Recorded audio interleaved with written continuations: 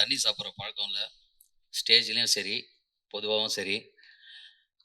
நான் வந்த உடனே கேட்டேன் இந்த மாதிரி, அண்ணா எல்லாருக்கும் ஒரு சீட்டில் நேம் எழுதி ஒட்டியிருந்தாங்க. நானும் அண்ணா இது ஏன் சீட்டு தானே அப்படின்னு கேட்டேன். அண்ணா ஆமாம் உங்கள் சீட்டு தான் அப்படின்னு, கரெக்டாக தான் உட்காந்துருக்கீங்க அப்படின்னாரு. அப்புறம் லெஃப்ட்டில் திரும்பி பார்த்தா கம்பீரமாக சிவன் இருக்காங்க, ரைட்டில் திரும்பி பார்த்தா மியூசிக் டைரக்டர் சிவரிங்கில் இருக்கார். ஃபஸ்ட்டு ஸ்டேஜ் நம்ம எதனா பேசணும்னு சொல்லிட்டு காலையில் முதல்வன் அர்ஜுன் மாதிரி கண்ணாடி முன்னாடி நின்று பேசிகிட்டு இருக்காரு ரெஸ்ட் ரூமில். கூப்பிட்டுட்டே இருக்காங்க, எங்கே என்ன பார்த்தா ரெஸ்ட் ரூம் கண்ணாடியில் போயிட்டு பேசிட்டு இருக்காரு. இந்த படத்தில் நான் இப்படி அண்ணன் வேற புது புயல்னு வேற சொல்லிட்டாரு. இன்னைக்கு 2 பேர் தான் யூடியூப்பில் ட்ரெண்ட் ஆக போகிறாங்க. ஒன்று தளபதின்னு சொன்ன இசையமைப்பாளரும், இன்னொன்று புதுசாக அரசியல் கட்சி ஆரம்பிக்கிறாங்கன்னு சொன்ன அந்த சாரும். நம்மளுக்கு அப்போல்லாம் தேவையில்லை, நம்ம படத்தை பற்றி பேசிட்டு போயிடுவோம், நமக்கு எதுக்கு. ஃபஸ்ட்டு ஒரு படம் உருவாகிறதுக்கு முக்கியமான ஒரு விஷயம் என்னென்னா ப்ரொடியூசர்ஸ். ஸோ அவங்க நினச்சாதான் இவ்வளோ பெரிய விஷயங்களை பண்ண முடியும்.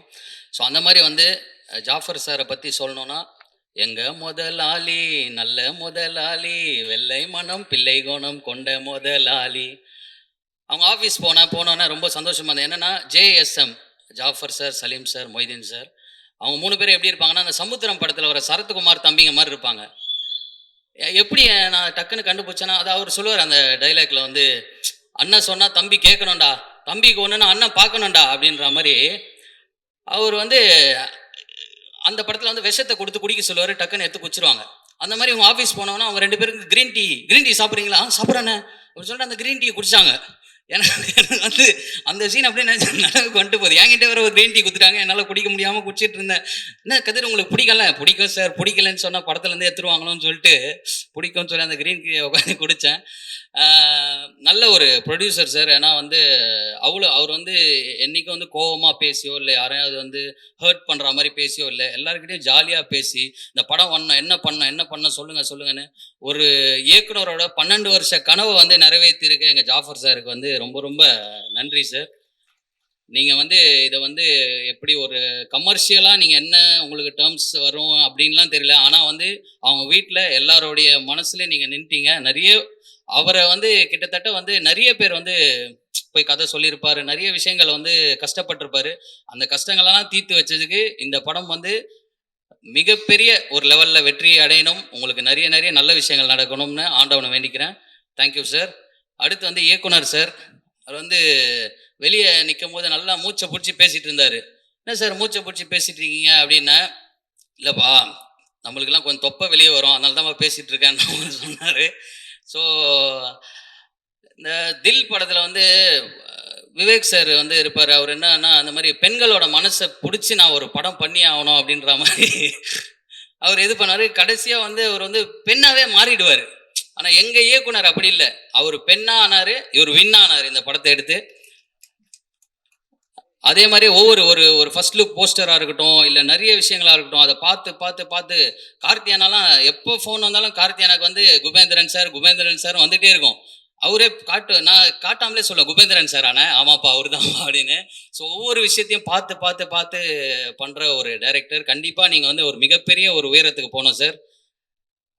உங்கள் மனைவிக்கும் கண்டிப்பாக, ஏன்னா ஃபஸ்ட்டு எடுத்தோன்னு நிக்கில நான் சொன்னார் ஹீரோயின் கூட நீங்கள் 3 பேரும் உட்காந்து ஃபோட்டோ எடுங்கன்னு. இல்லை எல்லா ஆண்களுக்கு பின்னாடி ஒரு பெண் இருக்கணும்னு சொல்லி டக்குன்னு பின்னாடி போய் உட்காந்துட்டாங்க.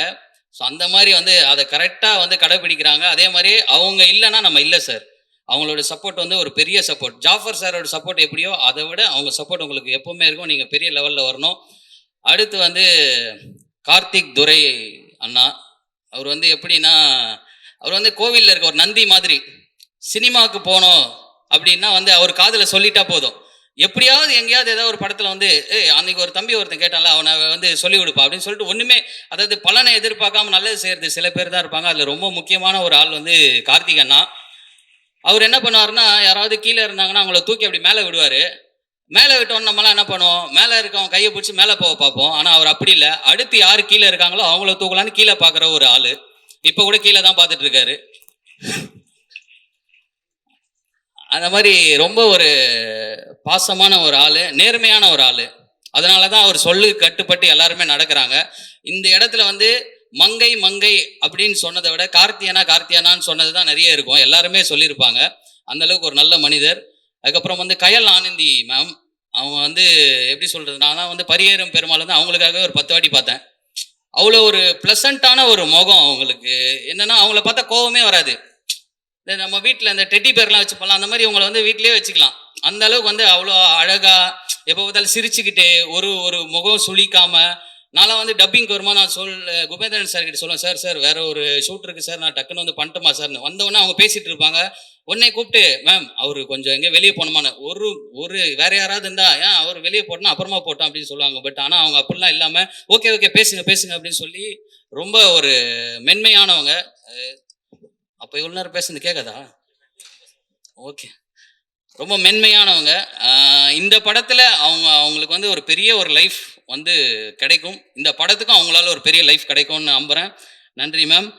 அடுத்து வந்து நம்ம கேமராமேன் யாரோ வீட்டு ஃபங்க்ஷனுக்கு வந்த மாதிரி உட்காந்துருப்பாரு. அப்படிதான் ஷூட்டிங்ல வந்து அமைதியாவே இருப்பாரு. பேசவே மாட்டாரு. நான் எல்லாரு கூடயும் நான் போய் ஜாலியா பேசுவேன். இவர்கிட்ட மட்டும் என்னால பேசவே முடியல ஒரு 2, 3 நாள். அப்புறம் போய் கேட்டேன். என்னண்ணா அவரு பேசவே மாட்றாரு? இல்லப்பா அவர் வந்து வேலைய மட்டும் கான்சன்ட்ரேஷனா பண்ணுவாரு. வேற வேற வேற எதுவுமே சிதற மாட்டாரு அப்படின்னா, அதே மாரியே ஒரு விஷயம் கூட சிதறாம அவ்வளோ அழகா இந்த படத்தை வந்து மேக் பண்ணி கொடுத்துருக்காரு. ரொம்ப ரொம்ப நன்றி சார். அடுத்து ஷிவின், அவங்க ஒரு சாங் பாடியிருக்காங்க. அந்த சாங் அப்போ நான் ரெக்கார்டிங் அப்போ இருந்தேன் நானுமே. ரொம்ப அழகா பாடினீங்க. ரொம்ப நன்றி. இந்த படத்தில் வந்து உங்களுக்கு ஒரு மிகப்பெரிய ஒரு லைஃப் கிடைக்கணும். அடுத்து துஷி. துஷி யார் ஹீரோன்னு கேட்டோன்னா, துஷின்னோன்னா உடனே தூசி பறக்கிற மாதிரி ஷார்ட்லாம் வச்சுட்டு ஒரு ஹீரோ வருவார்னு பார்த்தா, ரொம்ப அமைதியாக ஒரு ஹீரோவா ஒரு அழகா ஜேபி சாருக்கு வந்து ஒரு எப்படி சொல்றது, யார் ஃபோன் பண்ணாலும் அவருக்கு வந்து உங்க பையன் ரொம்ப நல்ல பையங்க, ரொம்ப நல்லா வளர்த்துறீங்க, புள்ளன்னு பெத்தா இப்படிதான் பெக்கணும் அப்படின்ற மாதிரியே சொல்ற மாதிரியே இருப்பாரு. ஹீரோயின் கிட்ட கூட டைலாக்கை தவிர வேற எதுவுமே பேசலன்னா பாத்துங்களேன், அந்த அளவுக்கு நல்லவர். அடுத்து டான்ஸ் மாஸ்டர். வணக்கம் மேம். நம்ம 2 பேருக்கு இந்த படத்துல எதுவும் இல்லை. அடுத்த படத்துல கண்டிப்பா நீங்க டான்ஸ் சொல்லி கொடுத்தீங்கன்னா நான் ஆடுவேன். உங்களை நிறைய இடத்துல பார்த்துருக்கேன், நிறைய உங்க பாடல்கள் பார்த்துருக்கேன். ரொம்ப சூப்பரா பண்ணீங்க. ரொம்ப ரொம்ப நன்றி மேம். வேற யாரையாவது விட்டேன் நான் ஸ்டேஜில்? நிக்கில் அண்ணா. நிக்கில் அண்ணா வந்து ரொம்ப அவர்கிட்ட நிறைய விஷயம் கற்றுக்கலாம். என்னன்னா அவர் வந்து சின்ன படம் பெரிய படம் அப்படிலாம் பார்க்க மாட்டார். நம்ம படம் அப்படின்னு பார்ப்பாரு. இந்த விஷயத்தை நான் அவர்கிட்ட நான் கற்றுக்கிட்டேன். எந்த படமாக இருந்தாலும் அது நம்ம படமாக நினச்சி அதுக்கு முழு மனசோட உழைச்சோம்னா அது பெரிய லெவலில் போய் சேரும்ன்றது அவர்கிட்ட கற்றுக்கிட்டேன். அதே மாதிரி உழைப்பு. என்ன என்ன நேரமாக இருந்தாலும் எதுவாக இருந்தாலும் அவர் வந்து நல்லா உழைப்பார். அவர் என்னதான் மற்றவங்களை கலாய்ச்சாலும் அவரை பற்றி நான் நல்லா மட்டுமே தான் பேசுவேன்னு சொல்லிட்டு கிளம்புறேன். நன்றிண்ணே. Thank you thank you.